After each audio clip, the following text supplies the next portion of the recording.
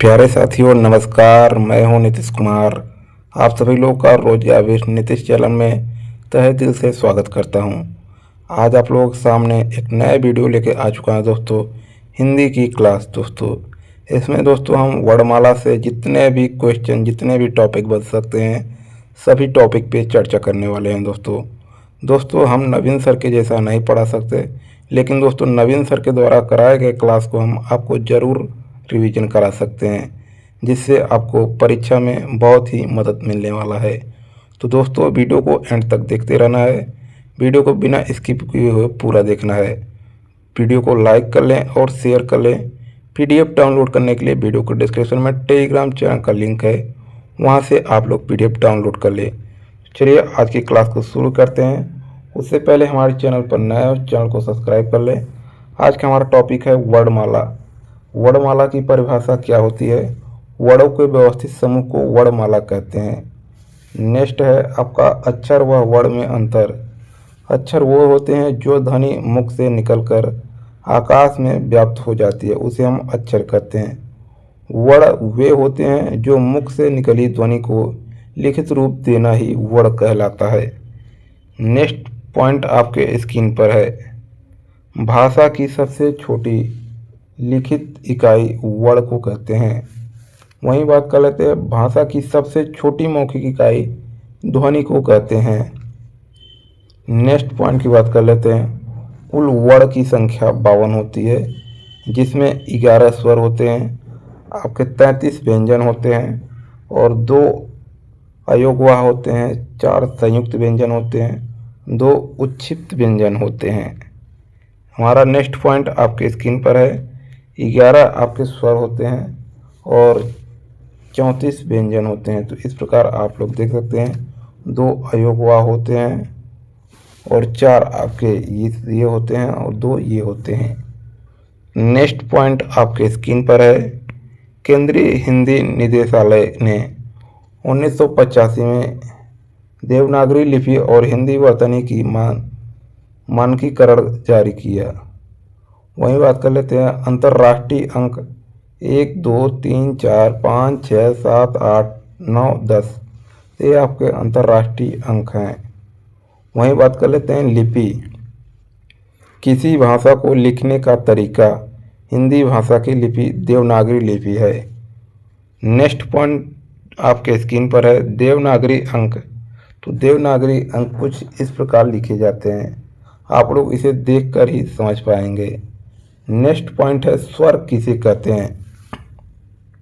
तो स्वर का परिभाषा यह है, वे वर्ण जिनका उच्चारण स्वतंत्र यानी बिना रुकावट रूप से होता है, तो उसे हम स्वर कहते हैं। जैसे अ, ई, उ, ये सब स्वर के अंतर्गत आते हैं। स्वरों की संख्या टोटल 11 होती है।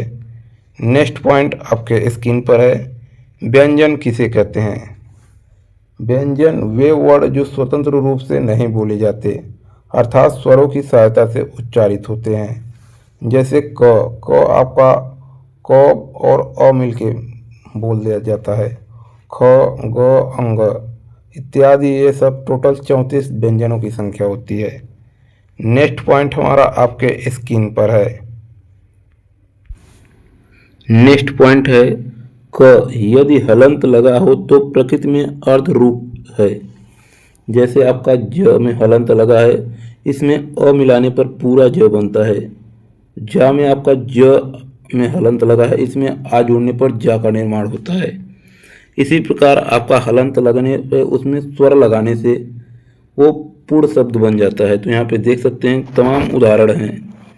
नेक्स्ट पॉइंट की ओर चलते हैं। नेक्स्ट पॉइंट दोस्तों, नेक्स्ट पॉइंट आपके स्क्रीन पर है, व्यंजनों को आधा लिखने का तरीका। व्यंजनों की कुल संख्या 33 होती है। 2 9 22, 2 क फ और 9 जो नीचे की तरह लोटनी हो। इसके अंतर्गत अंग च ट ठ ड ढ द र ह और 22 जो खड़ी पाई को पार नहीं करते हैं, जैसे ख ग घ च झ इत्यादि, ये सब आप लोग देख सकते हैं। वहीं बात कर लेते हैं, 2 आपके संयुक्त होते हैं, त्र और स्र। नेक्स्ट पॉइंट नोट करने वाली बात है, स्वर को आधा नहीं लिखा जा सकता है। नेक्स्ट पॉइंट है, हलंत लगाकर आधा लिखते हैं, जैसे अंग, छ, इन सभी में हलंत लगा के आधा लिखा जाता है। नेक्स्ट पॉइंट, बिंदु लगाने का तरीका। तो बिंदु लगाने का तरीका आप देख सकते हैं, और आ की मात्रा के बाद पश्चिमास्तर लगा सकते हैं, जैसे अंग, और आ की मात्रा के आगे जैसे क, ख, अरबी फारसी के शब्द में नुक्ता का प्रयोग किया जाता है। वहीं बात कर लेते हैं आ की मात्रा के ऊपर बिंदी लगाने का, जिसे अनुस्वार कहते हैं, जैसे पंप, आडंबर, हलंत, शंकर, ये ऊपर की ओर बिंदी लगा सकते हैं। नेक्स्ट चौथा पॉइंट, आ की मात्रा के नीचे, जिसे उच्छिप्त तांडन जात द्विगुण कहा जाता है, जैसे अंग, अंड। 5 नियम जिसमें उच्छिप्त का प्रयोग नहीं होगा। पहला है, किसी शब्द की शुरुआत में उच्छिप्त नहीं होगा, जैसे डमरू, ढोलक, ढक्कन। दूसरा है, अंग्रेजी के शब्दों में नहीं होगा, जैसे रोड, बोर्ड, मूंड, ग्राउंड, रिकॉर्ड। तीसरा है आपका, द्वित्व व्यंजन में नहीं होगा, जैसे हड्डी, टिड्डी, उड्डयन, कबड्डी।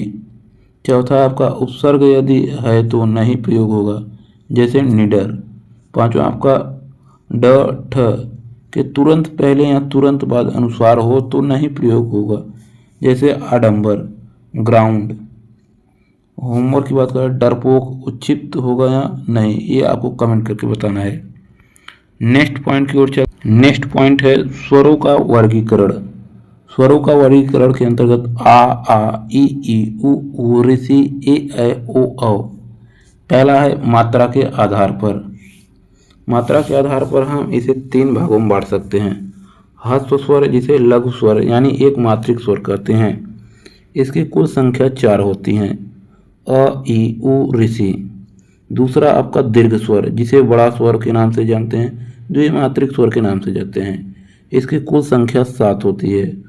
बड़ा आ, बड़ी ई, बड़ा उ, ऐ, ओ, औ। तीसरा है लुप्त स्वर।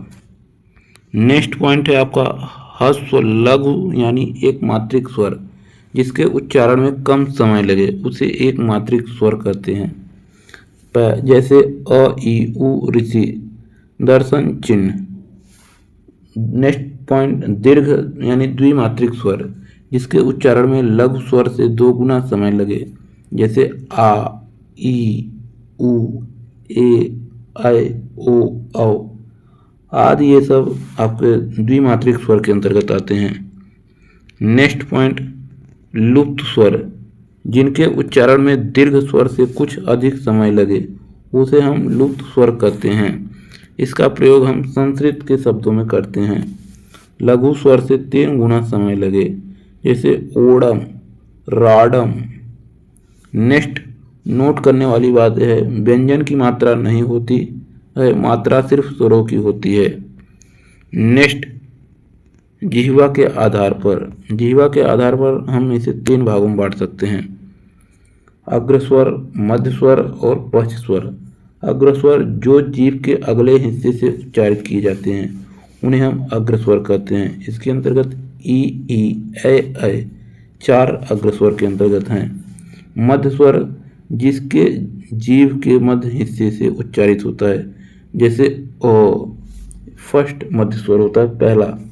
वहीं बात कर लेते हैं जिह्वा के आधार पर पश्च स्वर जीभ के पिछले हिस्से से उच्चारित होते हैं, जैसे आ, उ, ओ, औ। इसकी कुल संख्या 5 होती है। नेक्स्ट पॉइंट है आपका, जिह्वा के आधार पर वर्गीकरण हो तो ऋषि को क्यों शामिल नहीं किया जाता। तो ऋषि, ऋण, रिद्ध, सृष्टि, गृढ़, कृढ़, मृदा, गृह, यानी री ध्वनि 10। नेक्स्ट पॉइंट उच्चारण के आधार पर स्वरों की संख्या टोटल 10 होती है। ऋषि तथा र का भेद, री में स्वर होता है और र में व्यंजन होता है।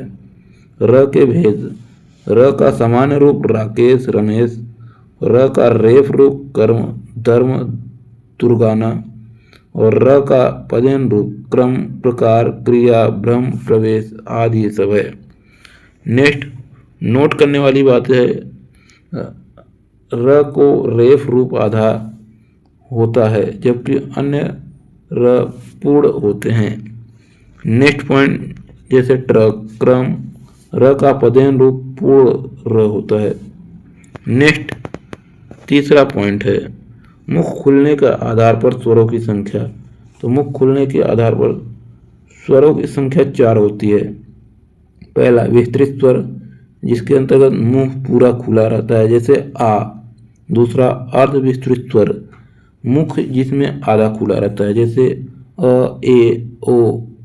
नेक्स्ट तीसरा आपका समृद्ध स्वर, जिसके अंतर्गत मुख लगभग बंद रहता है, जैसे ई, उ। और चौथा आपका अर्ध समृद्ध स्वर, मुख आधा बंद, जैसे ए, औ। नेक्स्ट पॉइंट, चौथा पॉइंट आपके स्क्रीन पर है। जाति विभाजन के आधार पर 2 प्रकार से हम बांट सकते हैं, सजाती स्वर और विजातीय स्वर। सजातीय स्वर के अंतर्गत वे सभी स्वर जो एक जाति के हो उसे सजातीय स्वर कहते हैं, जैसे बड़ा आ, बड़ी ई, बड़ा ऊ।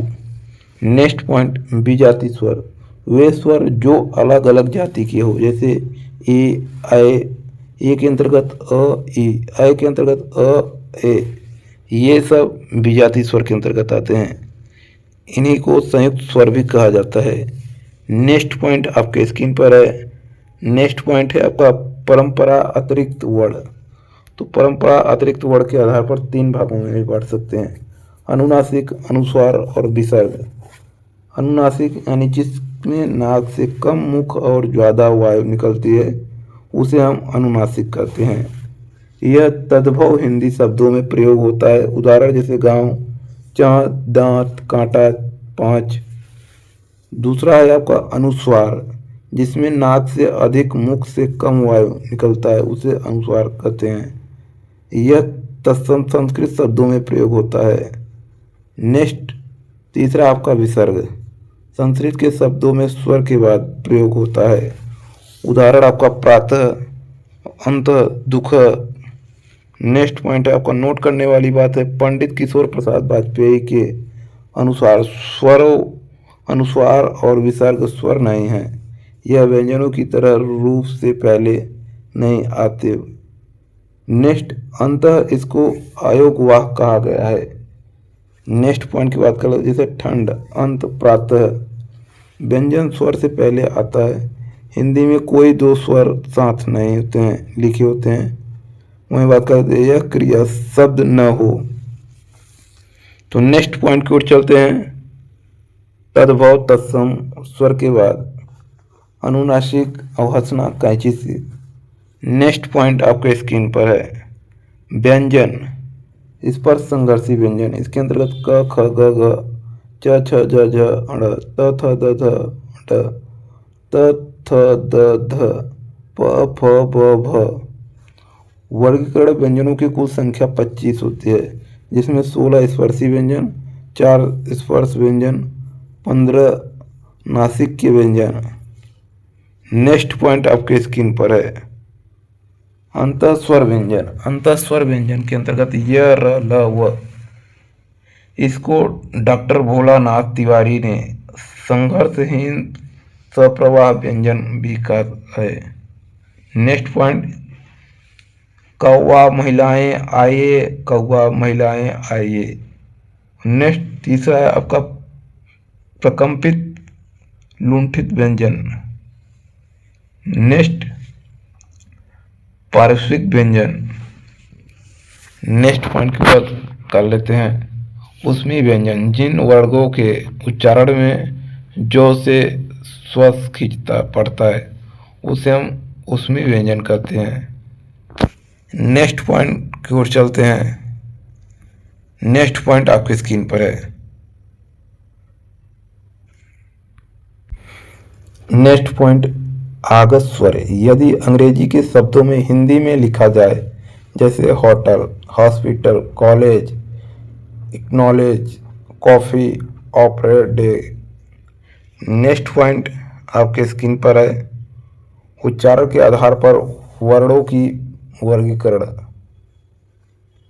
पहला आपका कंठव्य, दूसरा तालव्य, तीसरा मूर्धन्य,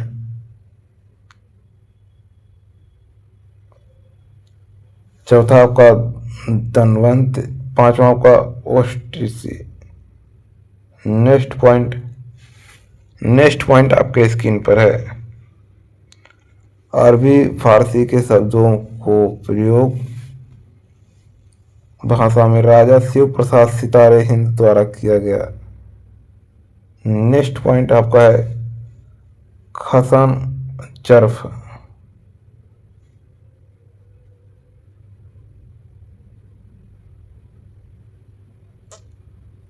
नेक्स्ट पॉइंट की ओर चलते हैं।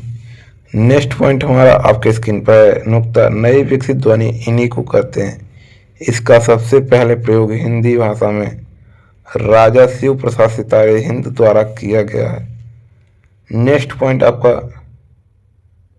इसलिए अभिजिया या जीवा मूर्धन्य कहते हैं। पहला आपका कंठ, दूसरा त थ द ध ध न म, तीसरा आपका ट ठ ड ढ अड़, पांचवा आपका तालव्य ते छ ज झ इया अ पहुंच जाते टाइम पे। नेक्स्ट पॉइंट है आपका नेक्स्ट पॉइंट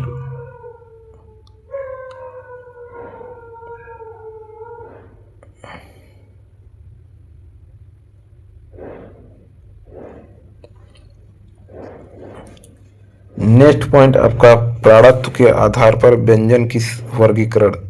प्राणत्व के आधार पर 3 प्रकार होते हैं। अल्प प्राणत्व व्यंजन, तीसरा आपका नेक्स्ट पॉइंट अल्प प्राण व्यंजन जिसके उच्चारण में कम श्वास खर्च हो, कम प्राणवायु की आवश्यकता है, उसे हम अल्प प्राण व्यंजन कहते हैं। महाप्राण व्यंजन जिसके उच्चारण में उचित समय खर्च है, अधिक वायु की आवश्यकता, उसे हम नीचे मारेंगे। नेक्स्ट पॉइंट की ओर चलते हैं। नेक्स्ट पॉइंट आपके स्क्रीन पर है अल्प प्राण। 1, 3, 5 राशि स्वर अन्यतर जिसके 31। महाप्राण 2, 4 वर्गकार 15। नेक्स्ट पॉइंट स्वतंत्रियों के आधार पर स्वर की मिशन। तो आपका घोष यानी सघोष स्वतंत्रियों के पास आने पर उसके बीच से हवा निकलती है। नेक्स्ट पॉइंट है अघोष स्वर तंत्रिका के पास आने पर इसका एक्सीडेंट से हवा नहीं निकलती है। नेक्स्ट पॉइंट संयुक्त व्यंजन, वे व्यंजन जिसका निर्माण एक से अधिक व्यंजन से हुआ उसे संयुक्त निर्माण कहते हैं। ये कुल संख्या 4 होती है। पहला छ, ज, झ, अंग, ञ। नेक्स्ट पॉइंट आपके स्क्रीन पर है स्वर क्रम। अ, आ, ई, ऐ, उ, ऋषि, ई, ऐ, उ, ओ। व्यंजन क्रम भी इसी प्रकार है। तो नेक्स्ट पॉइंट आपके स्क्रीन पर है, यहाँ पे देख सकते हैं दोस्तों, स्कैन बहुत स्लो ले रहा है। नेक्स्ट पॉइंट तीसरा आपके स्क्रीन पर है।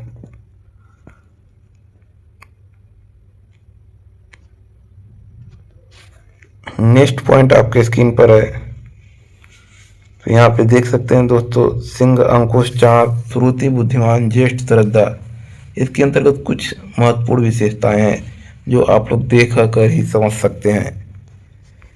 नेक्स्ट पॉइंट की ओर चलते हैं।